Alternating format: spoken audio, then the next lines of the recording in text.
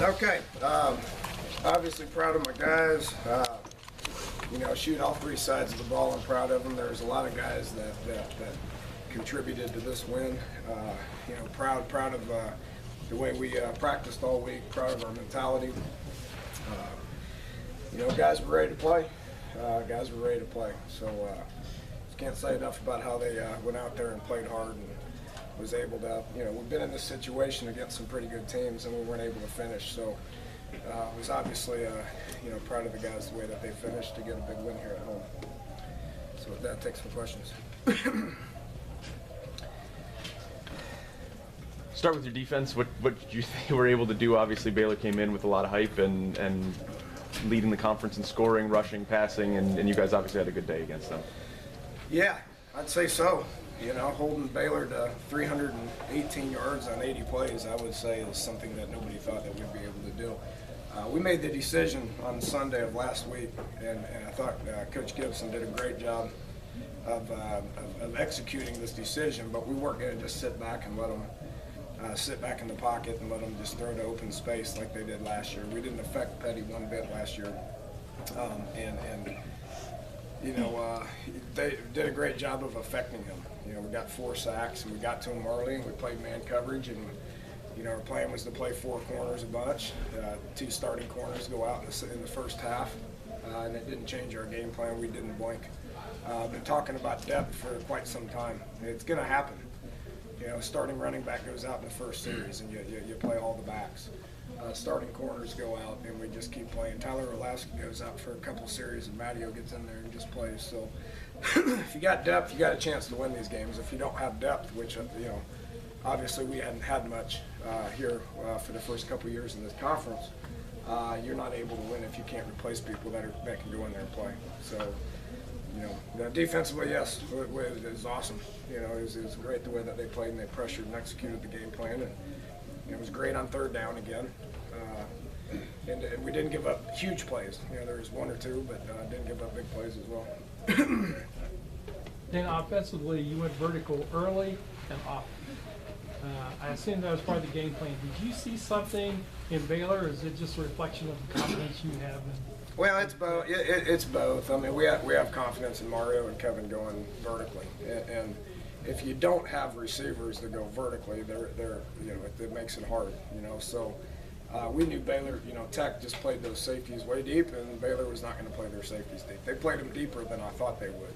I thought that they would zero blitz half the time, and I thought the other time their safeties would be down to help with the run game. It's just who they are and what they do. So we were going to take shots.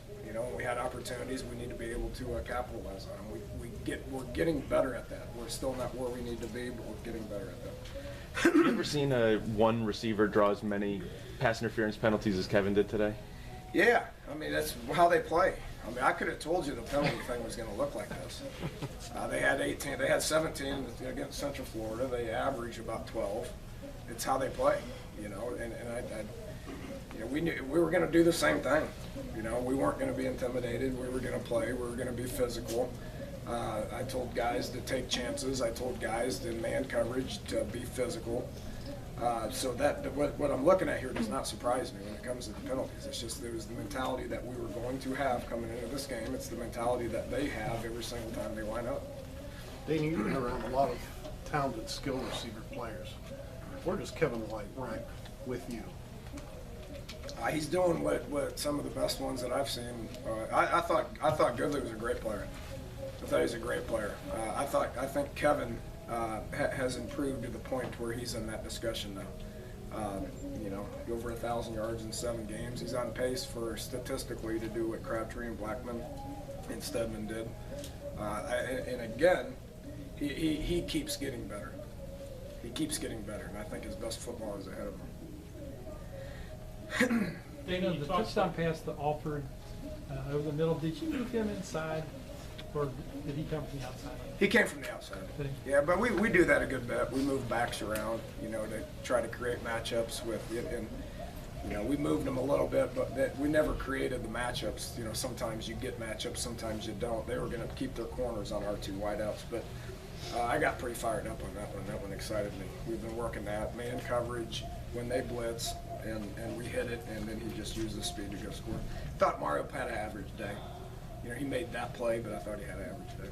Danny, you said earlier this week, you said something about Riddick hadn't done it yet. Are you ready now to? Yeah, I'll pat him on the back now. I'll pat him on the back now. He got to the quarterback. That's why he came here. That's why we wanted him a part of our team. He again continues to get better. It's the same discussion. It's just hard for those guys to. Charles Sims was a rare talent that adjusted quickly.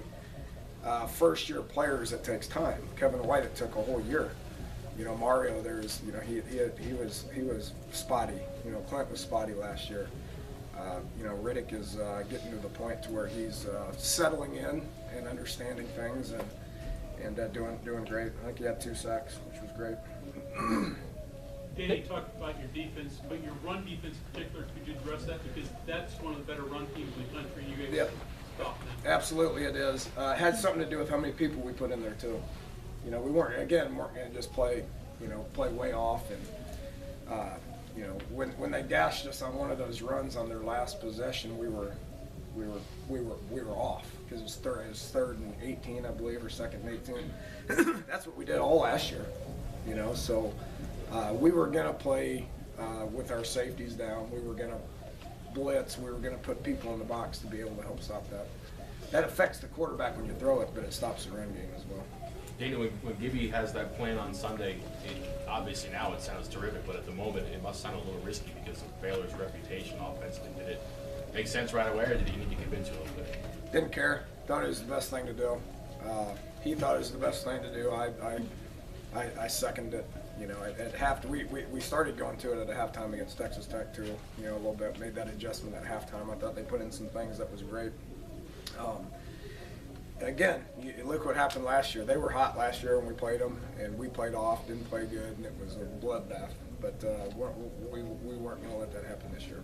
You already talked about the injuries a little bit, but particularly at cornerback with the guys going down, can you talk about what your defense was able to do, not missing a beat there? Well, Icky continues to be a real solid guy for us. I mean, he does. He's doing some great things, having a great senior year. Ricky Rump, I think, deserves a shout out. Went in there and played a ton of snaps. Has not played a bunch.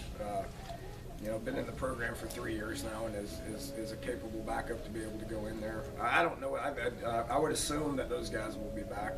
Darryl had like a rib thing, and Chestnut got his bell rung. But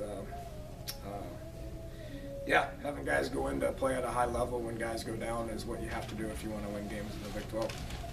Dana, twice you went back with no punt returner. Design That's a or great question. necessity? For that one. What were you thinking? I don't know. there? Would you want me to go back there? I mean, Darryl made a bad decision. He's new at it. I mean, you know, went back with Jordan, and one of the reasons we did it was because of the wind.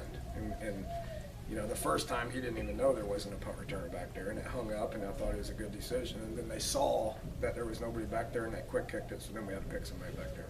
And Jordan does okay. He does okay. Dana, you're just fresh off this, but you just beat the number 4 team in the country. I'm sure you're going to be in the top 25. What does this mean to your program, you think? Well, I mean, you know, felt like we were pretty good. I mean, we did. I mean, we were disappointed in Oklahoma. We were disappointed in Alabama. We were in that game in the fourth quarter, and we didn't finish, you know, and we didn't feel good about just being in the game. That's what I told them at halftime. We're not in this to finish close again. Let's go out there and win. So, you know, I commend our players for being very motivated this week. Had a great week of practice. I told them this isn't the Super Bowl. The season's not over. You know, enjoy it tonight, but get ready to show back up tomorrow to work because we're playing another ranked team again next week. It's not the Super Bowl, but first top 5 win at home since 2003. Is this one going to stick with you for a while, the senior? I mean, yeah, if we win next week, you know, I mean, we'll enjoy it tonight. You know, we'll be excited about it. I mean, it's great for our fan base. It's great for our coaching staff. It's great for our university. You know, we will enjoy it. Again, you know, tomorrow is you turn the page and you move on. And we got Oklahoma State next week, which will be a tough game on the road against a ranked opponent. So you better not enjoy it too much. What happened to Shell? What's the But he'll be fine. you talk about the running? Not to be a broken record here, but the running back situation was a lot like the cornerbacks. Guys came in, and Dreamus in particular, I think, had a pretty good game for you. I mean, your depth there, and how that's different from in the past. I mean, we've got 5 guys that can play. They each bring a little bit something different to the table. Bowie made a couple of huge plays. Wendell made a couple of great runs. Dreamus came in. And again, I've talked a lot about this. Our team is very unselfish at this point, which needs to be the case if you want to be successful and win. Take a guy like Dreamus, he could have been pouting here for the last few weeks, and Bowie could have been pouting. Those guys have all been the man. And right now they're not, but they're still going to go in there, and they're still an integral part of what we're doing. You've listed just maturity as the reason your team's able to get over rough spots. Yeah. And it's obviously about as bad as you can start a game. The same thing Yeah, it's is pretty everything bad. else. It's pretty bad, but nobody panicked on it. We got guys that have been in these games. A lot of these guys on defense that were making plays, like Carl and KJ and Icky and Kyle Rose and Quit and Wes, were all a part of this a couple years ago when we were all playing these guys as true freshmen and gave up 63 against them. Everybody forgets that we gave up 63 when we scored 70, but and I did say that both defenses are better. And I think after the game you can tell that both defenses are better. Okay, thanks, Coach. Thank you, guys.